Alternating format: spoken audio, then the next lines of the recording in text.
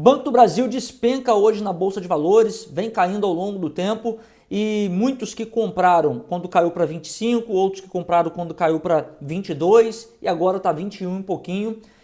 Tem pessoas que estão comprando, outras não. Coloca nos comentários o que você está fazendo. Está comprando, está esperando. Nós temos uma recomendação aqui do time de analista da XP.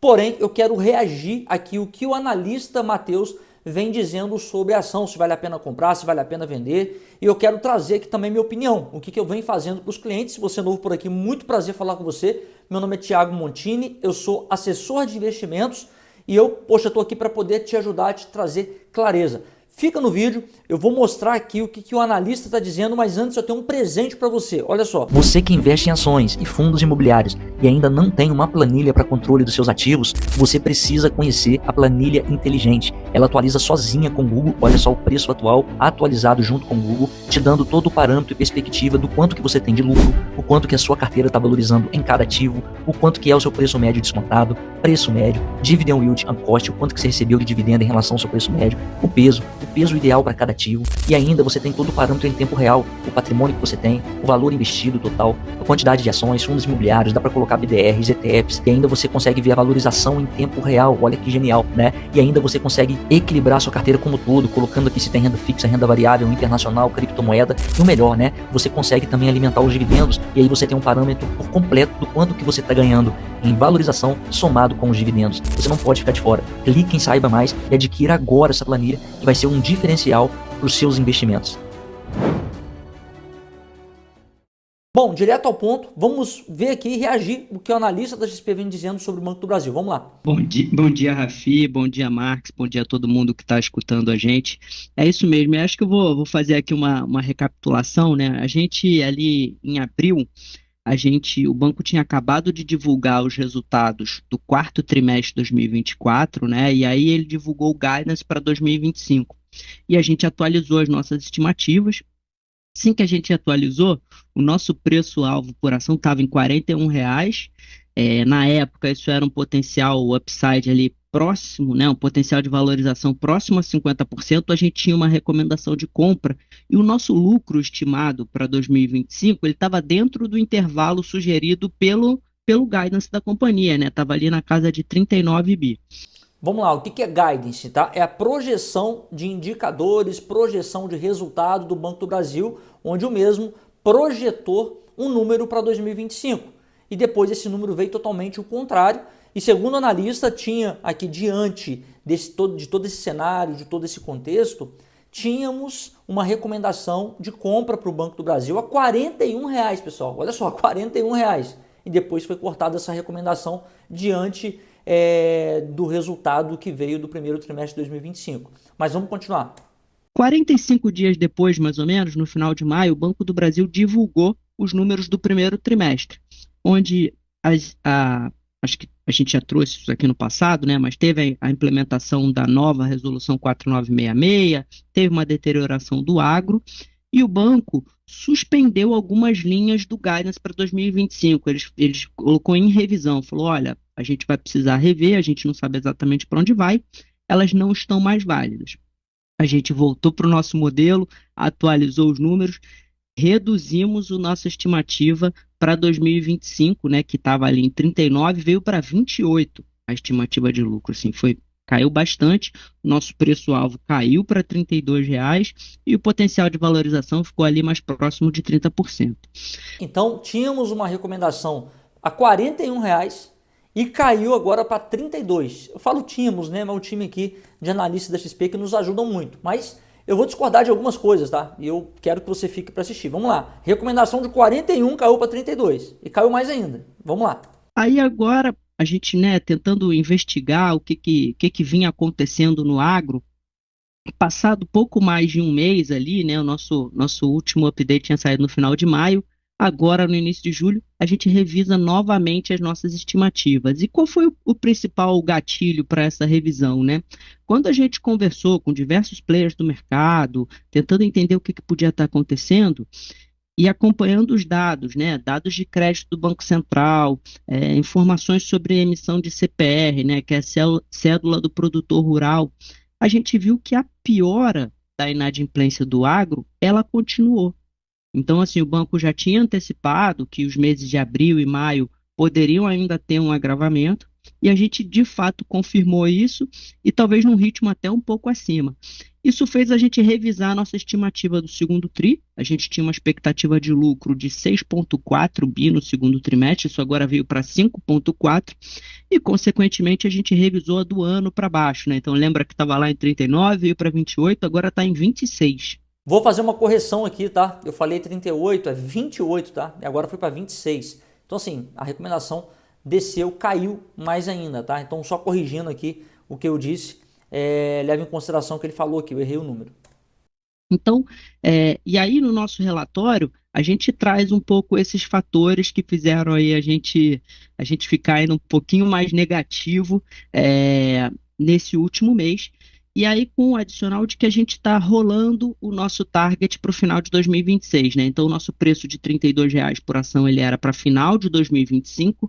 Como a gente agora está no segundo semestre, a gente começa a publicar nosso preço-alvo para dezembro de 2026, né? Então, assim, não fosse isso, muito provavelmente a gente ia ter uma redução do nosso target, a gente continuou em R$ 32, só que o nosso upside ele até subiu um pouco, porque a ação caiu nesse meio tempo. E aí alguns podem se perguntar, pô, mas se o potencial de valorização aumentou, vocês não deveriam voltar a ter uma recomendação de compra?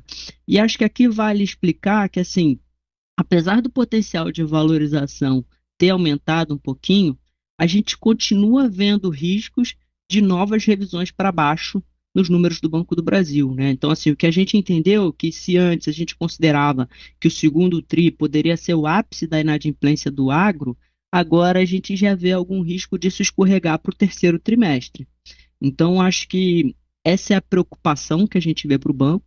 E com base nesses novos números, tem um outro aspecto relevante nessa nossa revisão, né? Agora a gente revisou para baixo o percentual do lucro que o banco vai distribuir em forma de proventos, né? Então, assim, o banco tinha ali um intervalo entre 40 e 45, a gente já estava no piso, estava no 40, e agora a gente baixou isso para 35, não só em 2025, como 2026 e 2027, e aí acho que é importante explicar isso, né? Assim, o indicador de alavancagem do banco é o índice de Basileia. E o Banco do Brasil, ele tem lá o índice de capital principal, que ele diz que o confortável para ele é 11%. Ele até pode ficar um trimestre ou outro ali, um pouquinho abaixo disso, mas para ele se sentir confortável, ele mira ali pelo menos 11%. E aí, para voltar para esse 11%, para preservar esse 11%, o banco vai precisar reduzir um pouco o pagamento de dividendos para poder manter o mesmo ritmo de crescimento de portfólio. Então, acho que assim, conjugando tudo isso, faz com que a gente, embora veja um potencial de valorização aí superior a 40%, a gente está vendo no curto prazo um dividendo um pouquinho maior. A gente acredita que o dividend yield agora, para 2025, ele esteja mais perto de 7%. Isso já foi um pouquinho acima de 2 dígitos.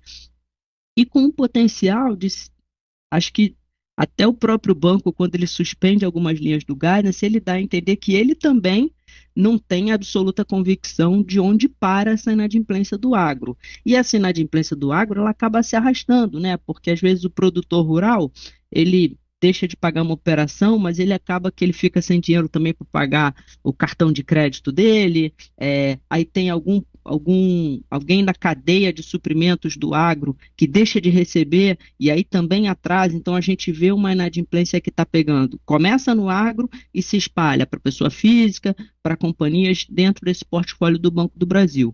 Eu acho que esse é um pouco o resumo, tá, Rafi? Não sei se ficou claro, mas eu tentei fazer um pouco essa retrospectiva para mostrar por que a gente tem ficado um pouco mais negativo com o Banco do Brasil. Bom, uma crise, né, pessoal? Tá aqui o Matheus, CFA, poxa, analista, gabaritado, sabe o que tá falando, nos ajuda muito aqui. Poxa, leio muito relatórios aqui do setor financeiro, relatório que ele e o time faz.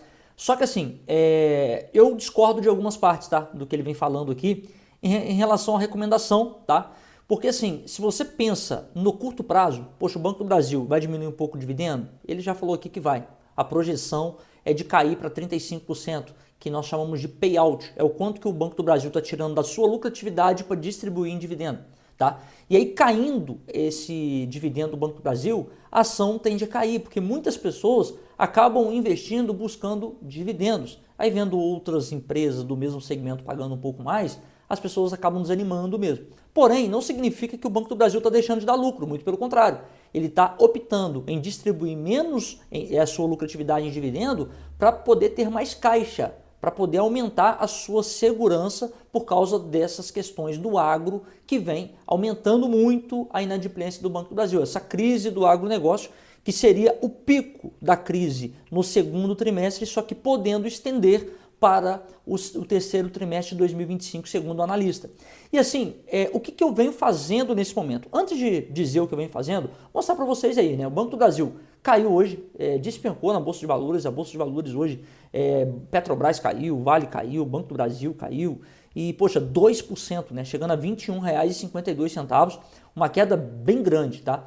E aí, nós temos aqui também, graficamente falando, que o Banco do Brasil está atingindo aqui uma região que ele pode romper e, segundo os analistas, quando rompe uma região de suporte, pode entrar numa tendência de queda ainda maior, tá? E aí nós temos aqui uma região aqui de suporte no valor de R$ 21,10, tá? Essa região de suporte, ela acaba, né, trazendo uma preocupação aqui para os investidores, porque graficamente quando rompe isso daqui, provavelmente vem uma queda ainda maior. Mas ainda não rompeu, né? O Banco do Brasil está 21,50.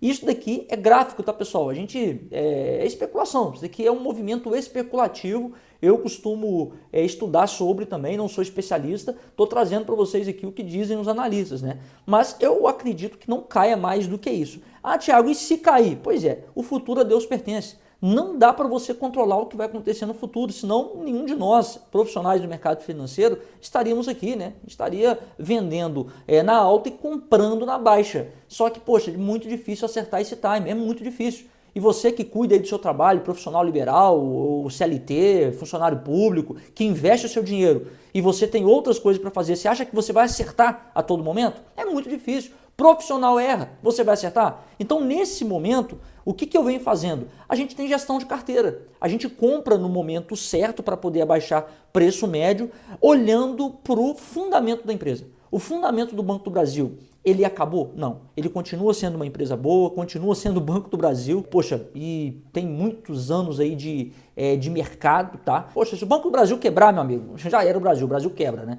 Então assim, a gente vê que o momento ele é delicado. Só que se você deixar para investir no momento de vacas gordas, é complicado. E aí você pode acabar comprando na alta. É um momento que eu discordo aqui do analista.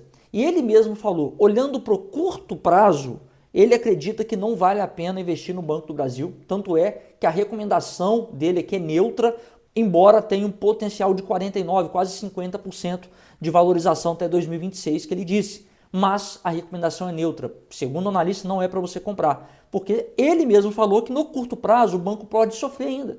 Então essa projeção aqui para 2026. Aí o que vai acontecer? Em 2026, se tudo der certo, eles vão colocar uma recomendação de compra. E às vezes o Banco do Brasil vai estar lá em 25, 28, entende?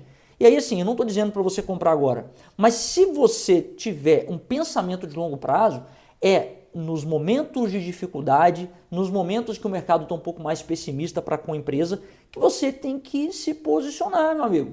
Se você gosta e vê que o banco tem fundamento e pensa no longo prazo, você vai deixar para comprar quando estiver na alta? Vai chegar atrasado, tá? Então, é importante você ter ciência disso. E o que eu venho fazendo aqui para alguns clientes que têm perfil? A gente vem comprando, tá? Só que com gestão de carteira, porque pode cair ainda mais. Porque a gente compra e não sabe o que vai acontecer no futuro. O Banco do Brasil cai para 17, 15 reais. E aí? Você vai ter estômago para aguentar o Banco do Brasil cair para 15 reais? Ah, Thiago, 15 reais é muito. Eu acredito que é muito também. Mas tem um suporte ali depois do 21, tem um suporte a 19. De 19 para 15, meu amigo, é um pulo. E aí? Estoura um escândalo de corrupção lá dentro. Você controla isso? Não controla. Então, a gestão de carteira te ajuda. Porque o que eu digo gestão de carteira? Você definir um percentual de segurança para o Banco do Brasil em que, se você estiver abaixando o preço demais, você também vai respeitar o limite que você definiu em Banco do Brasil para sua carteira. Agora, pode ser 10%, 20%, depende do seu perfil, depende do número de empresa que você tem. Inclusive, eu me coloco à disposição para te ajudar. Se você tem conta na XP e tem um assessor aí que fica te recomendando produto que não faz sentido, conta com a minha assessoria, link na descrição do meu contato. Ao clicar, será direcionado para o meu WhatsApp, a gente bate um papo sem custo nenhum. Se você não tem conta na XP, mas quer ter meu atendimento, é só você ter acima de 100 mil reais investido, você se qualifica para ter acesso à minha assessoria, não tem custo para você, me chama no WhatsApp, a gente bate um papo e te explico como é que funciona o meu trabalho, tá? Bom, eu venho fazendo aqui essa gestão de carteira, porque, poxa, eu vejo como oportunidade. Agora, dá para fechar o olho e ficar investindo a torto direito, abaixando o preço médio? Não, porque, poxa, pode cair ainda mais, sim, tá? Mas se tem espaço para minha carteira, eu estou comprando porque eu vejo que, olhando para o longo prazo, se a minha estratégia é de longo prazo, eu invisto visando renda, lá na frente pode ser muito interessante essa possibilidade de valorização para a minha carteira e também os dividendos, porque o banco continua dando lucro mesmo diante dessa crise. Bom, esse foi o vídeo. Espero que tenham entendido, espero que tenham gostado. Se inscreva no canal, deixe seu gostei. Estou com uma meta de bater 20 mil inscritos até o final do ano. Me ajuda aí, por favor. 20 mil inscritos. Se inscreva, deixe seu gostei. Compartilha com alguém esse conteúdo. Tamo junto, até a próxima.